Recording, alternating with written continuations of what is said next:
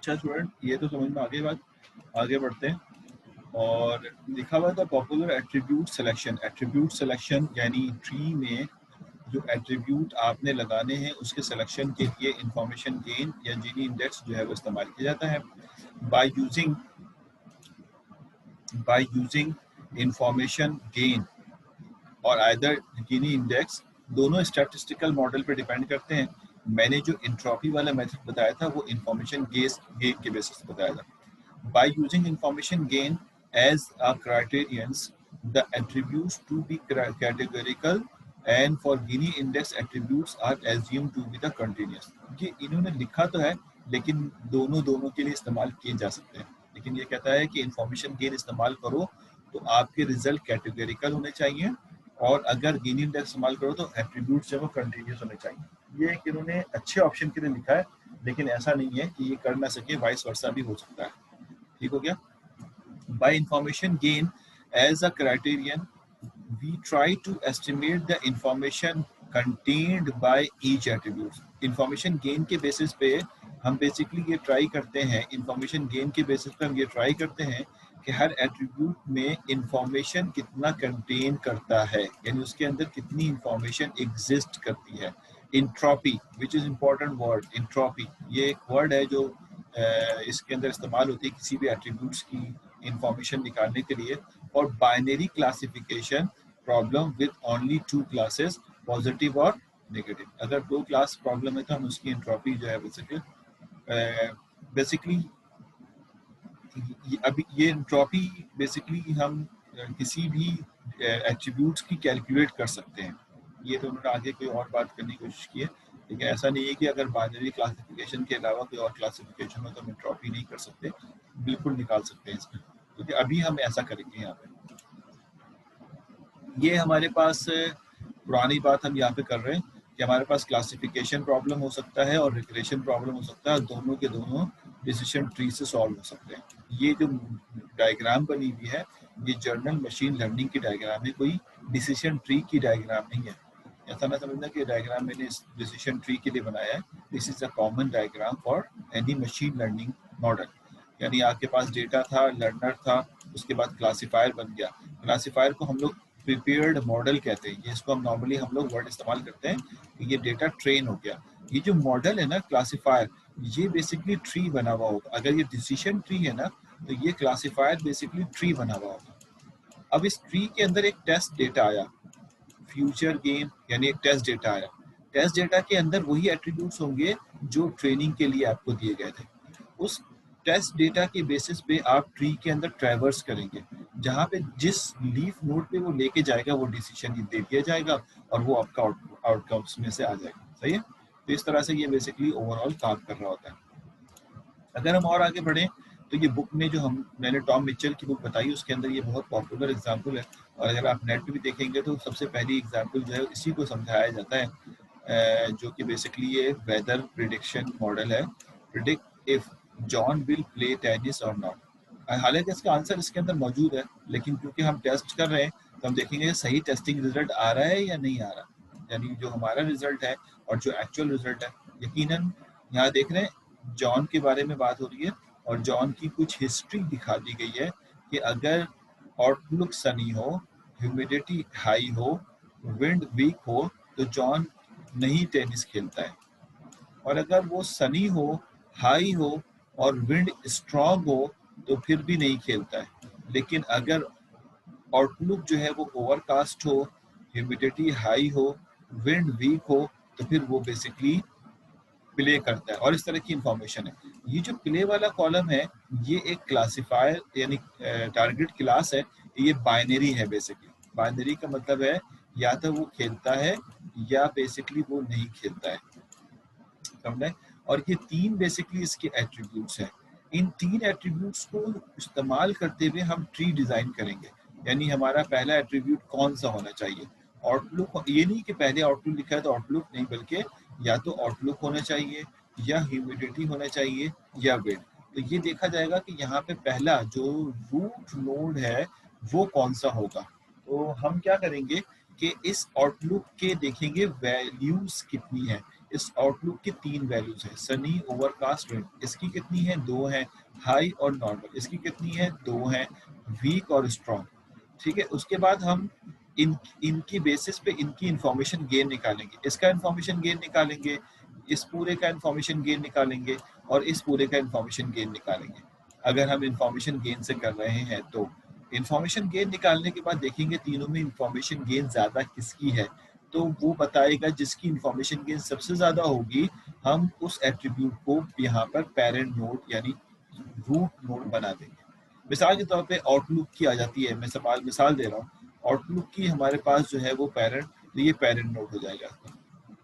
Parent से मुराद है कि ये इसका रूट नोड हो जाएगा। इसकी कितनी बेसिकली वैल्यूज हैं? एक वैल्यू इसकी सनी है, एक वैल्यू इसकी ओवरकास्ट है, ठीक है, और एक वैल्यू बेसिकली इसका जो है वो क्या है?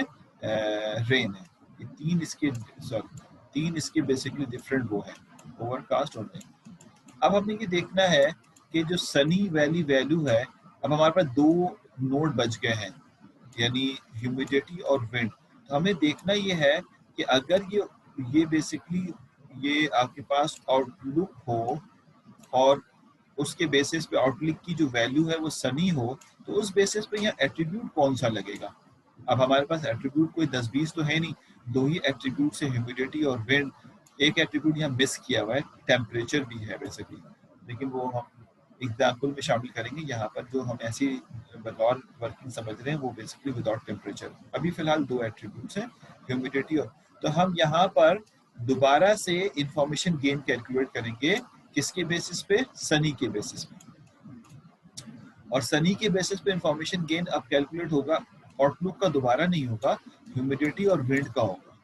अब हम देखेंगे ह्यूमिडिटी और विंड में से इंफॉर्मेशन गेन किसकी ज्यादा है, जिसकी भी ज्यादा होगी उसको यहाँ लगा दिया जाएगा और उसके बेसिस पे यहाँ पर इसके 2 बेसिकली और यहाँ पे रिजल्ट आ जाएगी। और इसी तरह से रेन के बेसिस पे हमें यहाँ, अब यकीनन एक ही एट्रीब्यूट बच गया तो वो रेन है, रेन को यहाँ पे सब्स्टिट्यूट कर देगा और रेन को सब्स्टिट्यूट करने के बाद इसकी भी 2 रिजल्ट्स हैं, एक वीक है और एक स्ट्रॉन्ग। फिर देखा जाएगा कि जो इसकी वैल्यू है हाई और नॉर्मल, हाई पे जो है वो फाइनल लीफ डिसीजन किया है और नॉर्मल पे हाई जो है फाइनल डिसीजन किया है। इसी तरह से इस पे डिसीजन किया है, इस पे डिसीजन किया।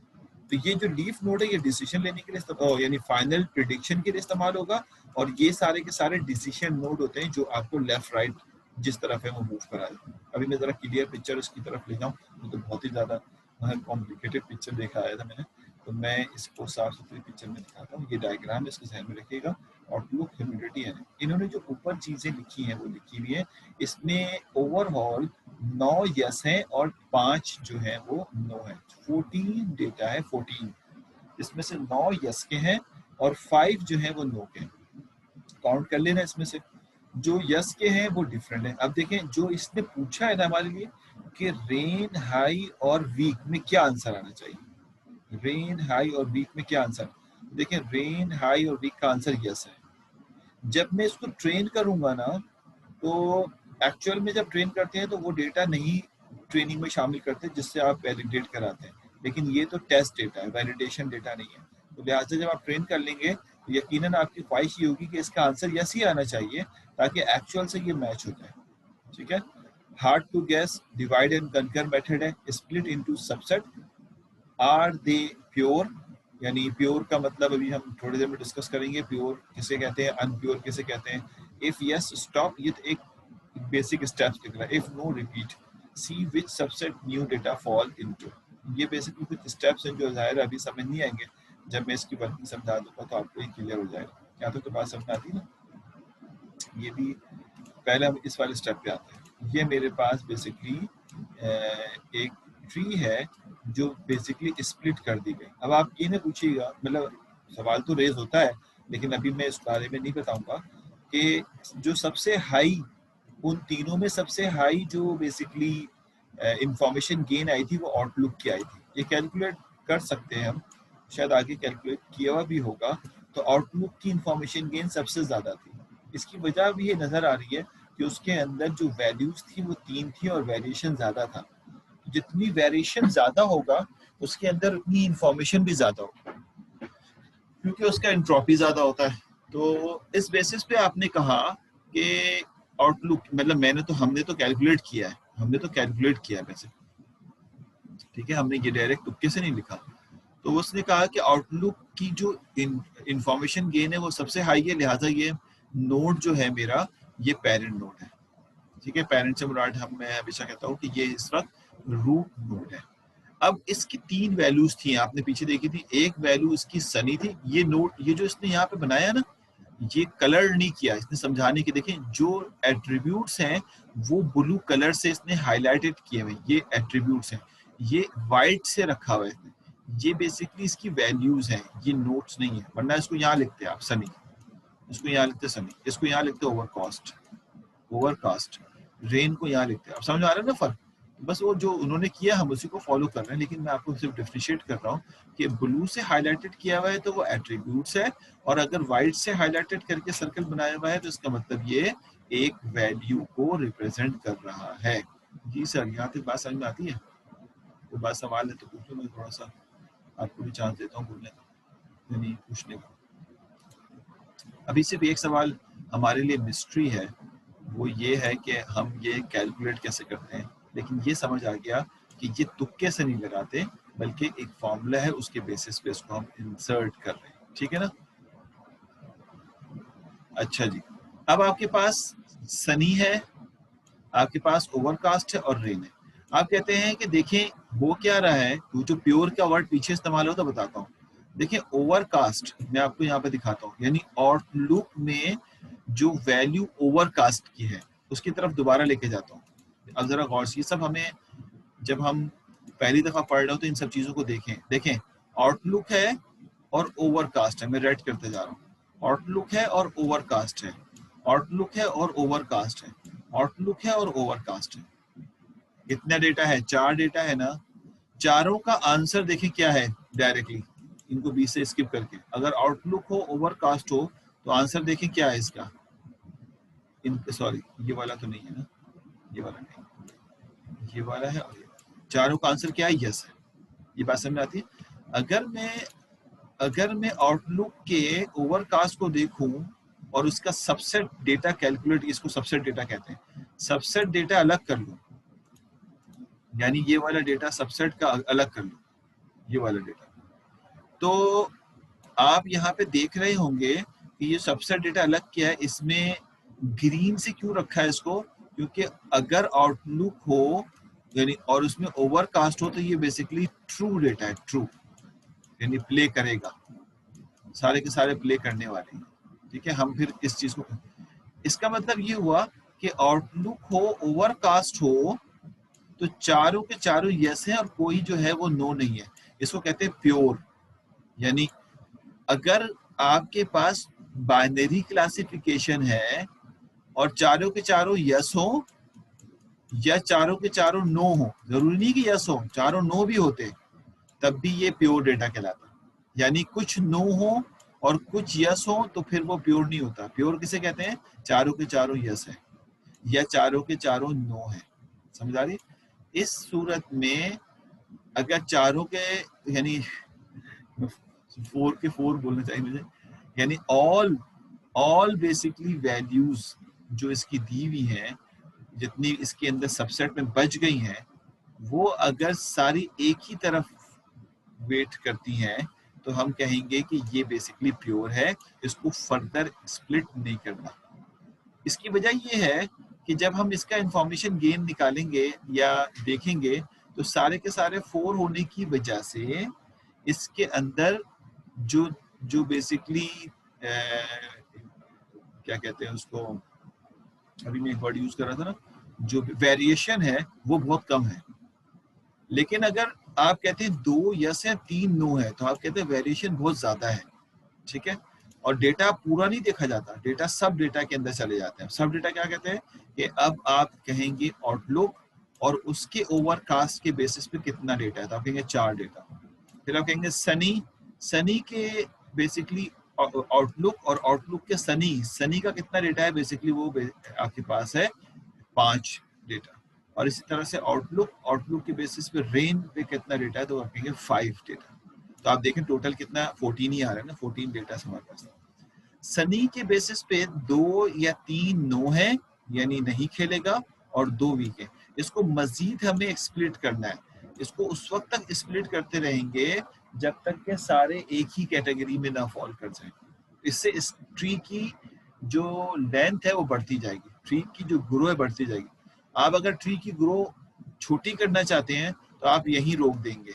जब यहाँ रोकेंगे तो यकीनन यहाँ पे डिसीजन लेना मुश्किल है। हाँ, ये डिसीजन लेना आसान है कि आउटलुक हो और ओवरकास्ट है, आउटलुक है और ओवरकास्ट है तो आप डिसीजन ले लेंगे कि वो खेलेगा।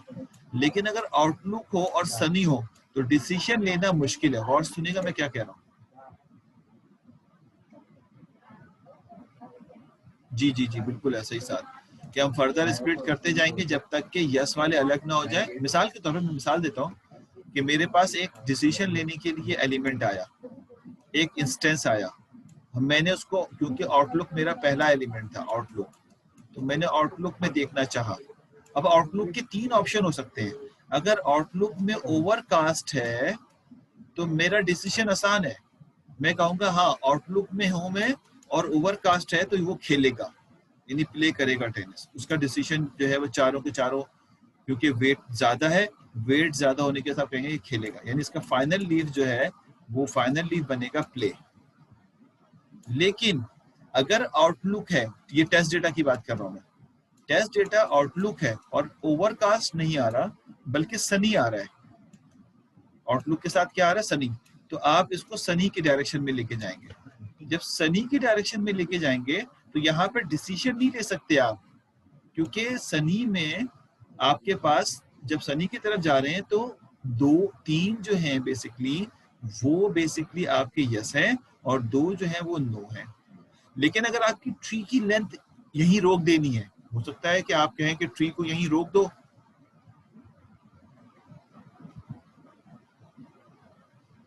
इसलिए कि हमें पता ऐसे चलेगा। अभी तो बता रहा हूँ आपको, मैंने एक टेस्ट डेटा दिया, ये टेस्ट डेटा है, वो टेस्ट डेटा 1 है, ये एक एट्रीब्यूट है आउटलुक का, समझ रहे ना, आउटलुक का ये एक एट्रीब्यूट है आउटलुक का। अभी आगे तो हम बढ़े ही नहीं है, लेकिन चलो फिर भी अगर बढ़ जाए तो एक बेसिकली ह्यूमिडिटी का भी आउटलुक है। अगर ये टेस्ट डेटा 1 है और इस टेस्ट डेटा 1 में आउटलुक टेस्ट डेटा है, तो टेस्ट डेटा में आउटलुक के अगेंस्ट में कोई वैल्यू आ रही होगी ना, तो वो वैल्यू 3 हो सकती है। अगर वो ओवरकास्ट आ रहा है, अगर वो ओवरकास्ट आ रहा है तो आपका डिसीजन आसान हो जाएगा ना। टेस्ट डेटा आ रहा है तो आपने कहा आउटलुक में जाके देखो कि उसकी वैल्यू क्या आ रही है, आपने कहा ओवरकास्ट आ रही है, तो अब आपको ह्यूमिडिटी और विंड देखने की जरूरत नहीं है, क्योंकि आप टेस्ट डेटा में आउटलुक अगर ओवरकास्ट आ रहा है तो आप डिसीजन ले लोगे कि प्ले करेगा ये, आउटलुक के बाद ओवरकास्ट आ रहा है तो प्ले करेगा ये। लेकिन अगर एक टेस्ट डेटा नंबर 2 है और वहां पर बेसिकली सनी आ रहा है, क्योंकि आउटलुक की 3 वैल्यू है ना, तीनों में से कोई भी आ सकती है, आउटलुक की जो वैल्यू है वो सनी आ रही है, तो आप कहेंगे कि T2 दूसरा डेटा है, आउटलुक की वैल्यू सनी आ रही है, तो मैं इस डायरेक्शन में मूव कर जाऊंगा।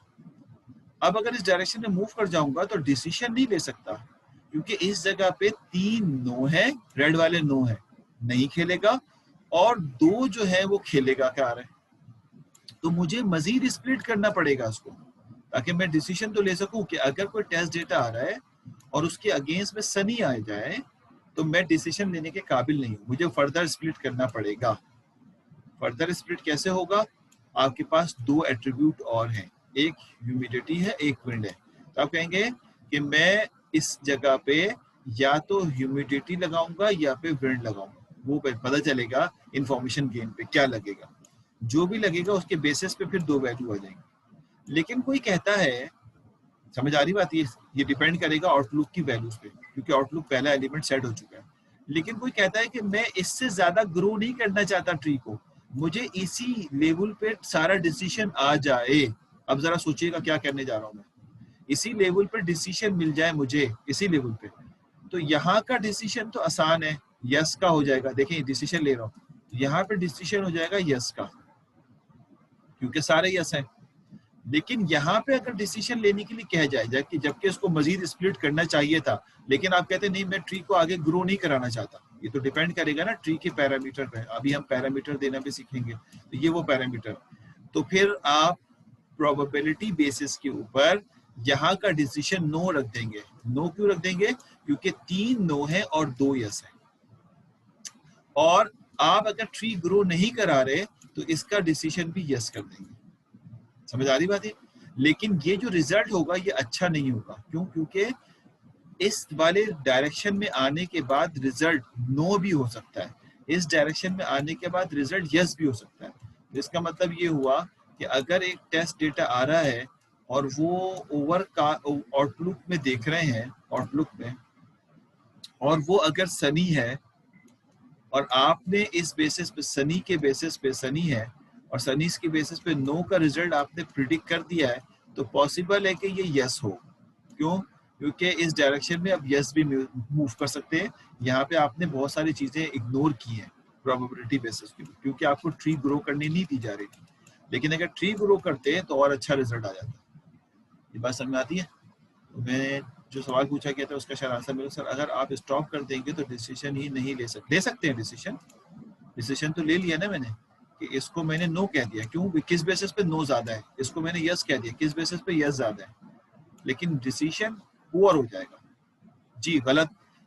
अक्सरियत सही डिसीजन होगा क्योंकि नो वाले ज्यादा है, लेकिन गलत भी होने के चांसेस हैं। समझ आ गई बात है? आगे बढ़े। इसीलिए तो इसका रिजल्ट, ट्री को जब आप रोक देते हैं तो रिजल्ट जो है, आप कहते हैं कि ट्री मेरी 1 लेवल तक जाए, 1 लेवल तक जाए। अगर 1 लेवल तक ट्री जाएगी तो आपका रिजल्ट 80% से ऊपर नहीं जा सकेगा। आप 80%, यानी अगर 100 डेटा देंगे टेस्ट का तो 80 सही होगा और 20 खराब हो जाएगा। तो ये इसलिए 100% रिजल्ट देना बड़ा डिफिकल्ट होता है किसी भी क्लासीफायर में। असल मकसद है ये कि आपको एक ऐसी बात समझा दी जाए कि जब आप डिसीजन ट्री लगा रहे हो तो एटलीस्ट ब्लैंक ना हो कि जैसे अभी तक आप लॉजिस्टिक रिग्रेशन नहीं समझ सके, लॉजिस्टिक रिग्रेशन अप्लाई कर चुके हैं, ठीक है?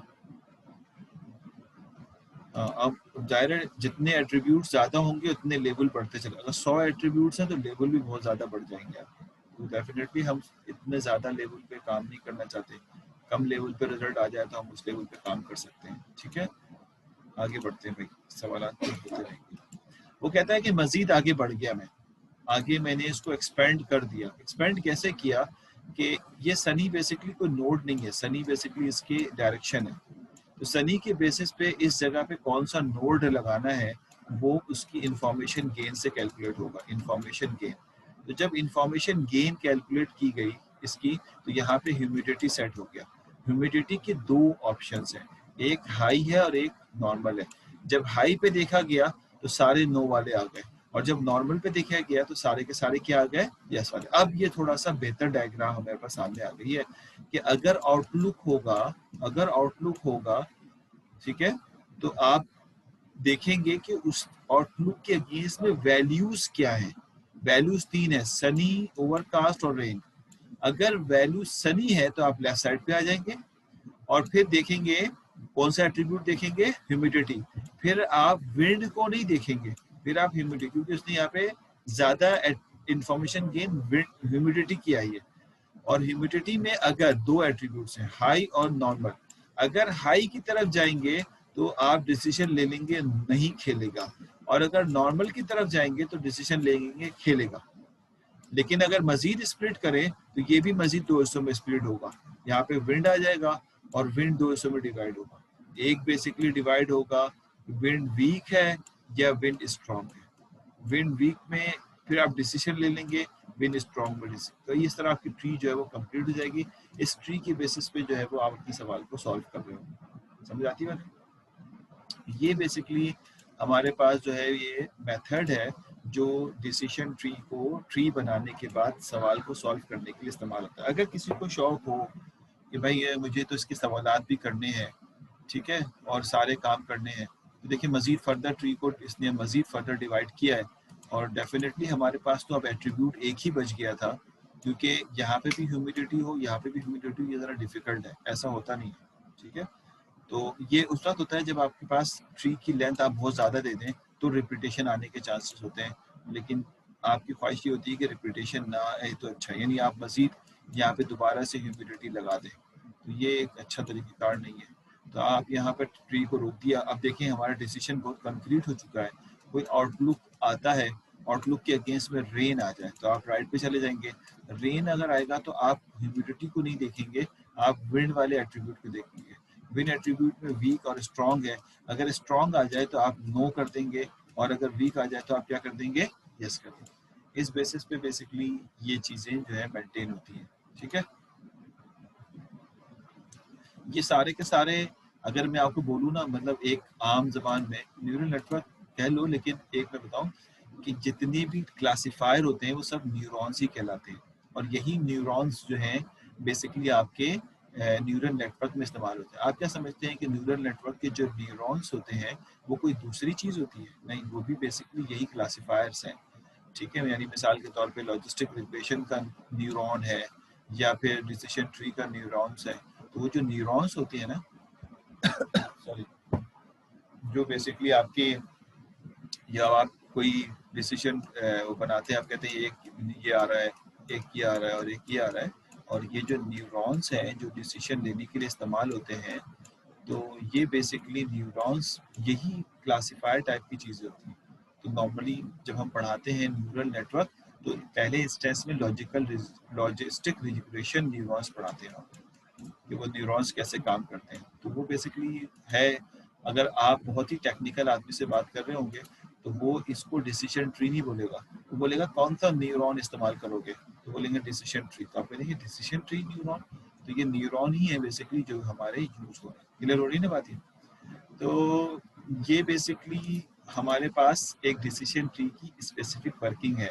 इन्होंने अगली स्लाइड्स में इसकी बेसिकली वैल्यूज भी कैलकुलेट की है कि यहाँ पर 9 यस 5 फॉल्स है और इस तरह की कुछ वैल्यूज दिखा रहे हैं। देखिए यहाँ पे 0 यस और 3 नो है, तो ये प्योर है क्योंकि सारे के सारे नो है, तो ये प्योर कैटेगरी के अंदर आता है। ये वाला 2 यस 0 नो ये प्योर है क्योंकि दोनों यस है, तो इससे डिसीजन लेना हमारा आसान। अब जरा जॉन के लिए डिसीजन लेते हैं, जो सवाल पूछा गया था। हमने ट्री बना ली है ना, जॉन के लिए डिसीजन लेते हैं। देखिए क्या होगा, हमने कहा सबसे पहला नोट आउटलुक है, तो देखिए आउटलुक पे चलेगा। ये टेस्ट डेटा दिया है मुझे, ये अभी हमें नहीं पता है कि इसका आंसर यस आना है या नो आना है। हमें टेस्ट डेटा में क्या आ रहा है, रेन, तो हम रेन की वजह से राइट साइड पे चले जाएंगे। ठीक है, अब रेन में राइट साइड पे जब जाएंगे तो हमारे पास 2 एट्रीब्यूट बचे हुए हैं कि ह्यूमिडिटी चेक करें या विंड, तो वो कह रहा है विंड को चेक करें। तो आप चले जाएंगे विंड के पास। समझ आ रही है? जब आप विंड के पास चले जाएंगे, अगर आप विंड के पास चले जाएंगे तो इसके 2 डिसीजन है, वीक या स्ट्रॉन्ग।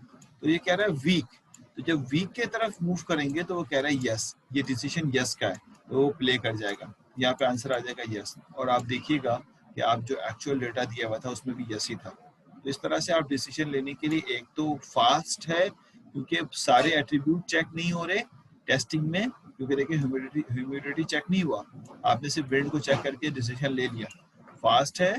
ठीक है, और दूसरा ये कि अगर ये अच्छे ग्रो के साथ बना हुआ है, यानी कोई एक्सेस ग्रो नहीं हुआ हुआ और कोई लोएस्ट ग्रो भी नहीं हुआ हुआ, बल्कि बिल्कुल मीडियम ग्रो करके आपने बनाया है, तो इसकी एक्यूरेसी बहुत अच्छी आती है, काफ़ी बेहतर एक्यूरेसी जो है वो ये दे रहा होता है। मेरे ख्याल है समझ आ गया होगा आपको कि हम क्या बात कर रहे हैं। ठीक है, यानी इसमें क्या समझाना चाह रहा हूँ मैं, ये समझ आ गई ना बातें कि किस तरह से डिसीजन होता है, किस तरह ट्री बनती है।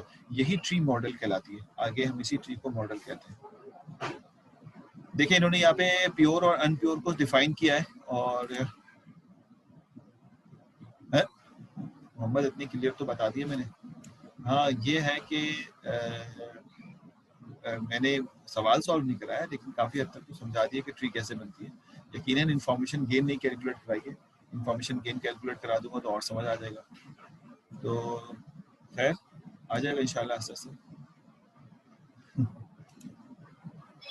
असल में स्टूडेंट हमारा भी यहाँ पे काम जो है ना, इसको अप्लाई करना भी है ना, डिसीजन ट्री को हम यूज करना चाहते हैं। तो एटलीस्ट मैं क्योंकि मशीन लर्निंग नहीं पढ़ा रहा हूँ, मैंने वही बोला ना, मशीन लर्निंग पढ़ाता थोड़ा स्लो भी पढ़ाता और सवालात भी सॉल्व करवाता, तो आपको थोड़ा और समझ 2 वीक में कंप्लीट होता है ये। अभी हम यहीं से इसको स्किप कर जाएंगे 15 स्लाइड से, इसकी 71 स्लाइड्स हैं जो कि स्लाइड्स हैं, फिर न्यूमेरिकल कराने की स्लाइड अलग है, तो वो सब स्किप कर जाएंगे हम यहाँ पे। अच्छा जी, 4 प्योर सेट का मतलब मैंने बता दिया कि बेसिकली 4 यस हैं और 0 नो है, या वाइस वर्सा हो कि 0 यस हो और जो है वो 4 नो, मिसाल के तौर पर। तो अगर डेटा एक तरफ झुक जाए, एक तरफ डिसीजन लेने के काबिल हो जाए, तो उसको प्योर कहते हैं। तो वो बेसिकली प्योर सेट कहलाता है और 100% डिसीजन लिया जा सकता है। लेकिन 3 यस 3 नो अगर हो तो आप क्या डिसीजन लेंगे? ना तो इसकी तरफ डिसीजन, ना इसकी तरफ डिसीजन। कोई आखिरी लीफ इस तरह रुक जाए जिसमें 3 यस हो और 3 नो हो, तो आप डिसीजन किस तरफ लेंगे? इवन कि अगर 2 नो और 4 यस हो तब भी डिसीजन लेना थोड़ा आसान है कि चलो मैं इसको यस कह दूंगा क्योंकि नो वाले कम है। लेकिन अगर 3 नो 3 यस हो जाए तो फिर तो बहुत ही मुश्किल है। तो इसको कहते हैं अनसर्टेन। हाँ, ये वर्ड भी मिस कर रहा था। अनसर्टेन डेटा है और 50% चांसेस है कि आप इसको लें, 50% चांसेस को लें। लेकिन यहाँ पे सर्टेन डेटा है और आप कहेंगे कि यहाँ पे 100% चांसेस को लें। सही है जी, बिल्कुल बिल्कुल ऐसे ही। कभी भी डिसीजन लेना मुश्किल हो जाता है। यहाँ तक समझ आती है बात? आगे बढ़े, आगे बढ़ते हैं। और आगे वो ये कहता है कि हम डिसीजन लेने के लिए बेसिकली इंट्रोपी का इस्तेमाल करते हैं। Entropy measure the uncertainty inside. ये मैं वर्ड भूल रहा था जिसको मैं बेसिकली कह रहा था कि कितने डेटा स्कैटर्ड हुआ है, लेकिन यहाँ पे सही वर्ड जो है ना अनसर्टेनिटी है। तो entropy measure the uncertainty in data, यानी बताता है कि उसके अंदर अनसर्टेनिटी कितनी है। जितना ज्यादा अनसर्टेन होगा उतना बेहतर इंफॉर्मेशन गेन आएगा, जितना सर्टेन होगा उतना इंफॉर्मेशन गेन कम होगा। समझ आए थे? तो वो कहता है कि अगर 1 रिजल्ट दे रहा है एंट्रोपी तो बेसिकली वो अनसर्टेन है, और अगर 0 रिजल्ट दे रहा है तो वो बेसिकली सर्टेन है। रिजल्ट 0 1 के दरमियान ही रहता है एंट्रोपी का। तो अगर रिजल्ट 1 के करीब है तो डेटा अनसर्टेन है, डेटा 0 के करीब है तो डेटा सर्टेन है, यानी उसके अंदर इंफॉर्मेशन नहीं है, एक ही जैसा डेटा उसके अंदर रखा हुआ है, एक ही जैसे पैटर्न उसके अंदर जो मौजूद है। समझ आती बात? तो इसलिए बेसिकली वो यहाँ पे बताया और इसको यहाँ इस्तेमाल करते हैं। ये HS इंट्रोपी निकालने का मेथड है। HS जो है इंट्रोपी। अगर बाइनरी क्लासिफिकेशन है तो log 2 है, अगर ये बाइनरी से मल्टी क्लास पे आ जाएगा तो इसी तरह ये आगे बढ़ता चले जाएगा। तो क्या क्या रहा है? पॉजिटिव रिजल्ट और लॉग ऑफ पॉजिटिव रिजल्ट। यानी मैं आपको समझाने की कोशिश कर रहा हूँ, ये अगर समझ ना आए तो कोई बात नहीं। यानी हमारे पास ये इंट्रोपी निकाल रहे हैं, इंफॉर्मेशन गेन नहीं निकाल रहे, इंट्रोपी निकाल रहे हैं। इंट्रोपी से इंफॉर्मेशन गेन निकालेंगे। तो देखिए यहाँ पे क्या है, आउटलुक की 9, और ये क्यों निकालते हैं? ये बेसिकली निकालते हैं, ये क्यों निकाल रहे होते हैं? एचएस इसलिए निकाल रहे होते हैं कि आप ये तय करें कि कौन सा नोड पहला नोड बनेगा।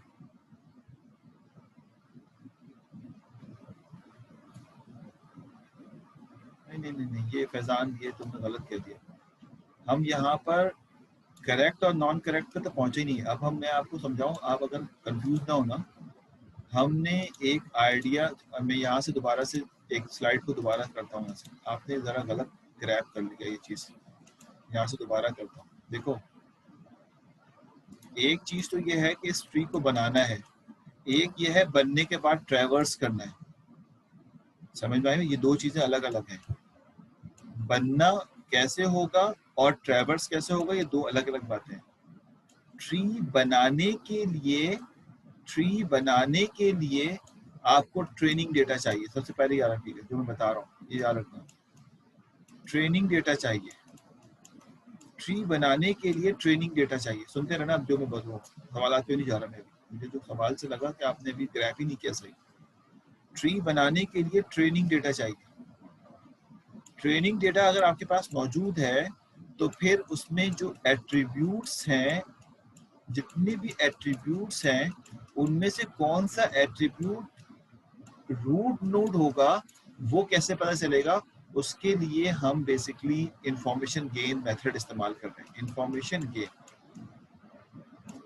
इन सबों में जिसकी इंफॉर्मेशन गेन ज्यादा होगी वो रूट नोड होगा। अब इंफॉर्मेशन गेन निकालने के फॉर्मूले के अंदर इंट्रोपी का फॉर्मूला इस्तेमाल होता है। अभी हम देखेंगे, इंफॉर्मेशन गेन का फॉर्मूला नहीं देखा अभी हमने, अभी हम इंट्रोपी का फॉर्मूला देख रहे थे थोड़ी देर पहले। तो इंट्रोपी का फॉर्मूला इस्तेमाल होता है। इंट्रोपी का मतलब होता है कि अगर इस एट्रीब्यूट में जितना अनसर्टेनिटी ज्यादा होगा उतनी इंफॉर्मेशन गेन ज्यादा होगी। अगर इस एट्रीब्यूट में अनसर्टेनिटी ज्यादा होगी तो इसमें बेसिकली इसके अंदर इंफॉर्मेशन ज्यादा होगी, और अगर इसमें अनसर्टेनिटी ज्यादा होगी तो इसके अंदर इंफॉर्मेशन गेन ज्यादा होगी। तो जिसका अनसर्टेनिटी ज्यादा होगी वो बेसिकली इंफॉर्मेशन गेन ज्यादा रखता होगा।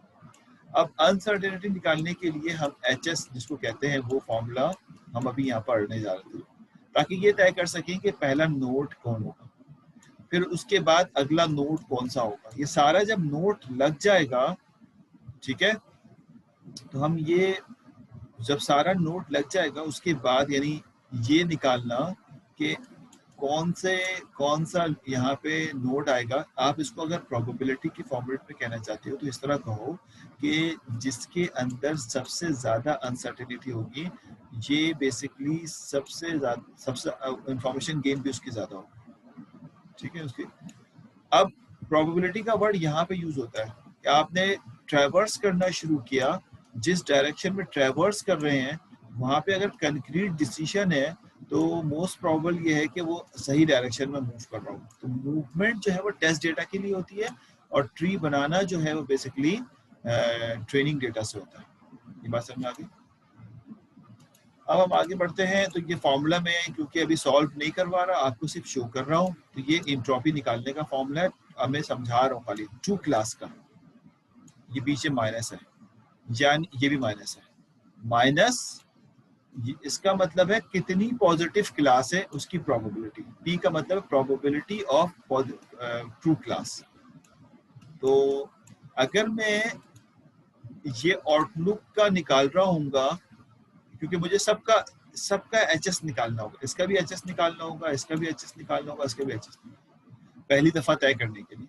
तो मैं कहूँ कि अगर HS निकाल रहा हूँ आउटलुक के लिए तो आउटलुक में कितने यस हैं कितने नो हैं। इसका मतलब ये होता है कि अगर मैं यहाँ पे जाऊं और ये देखूं कि आउटलुक में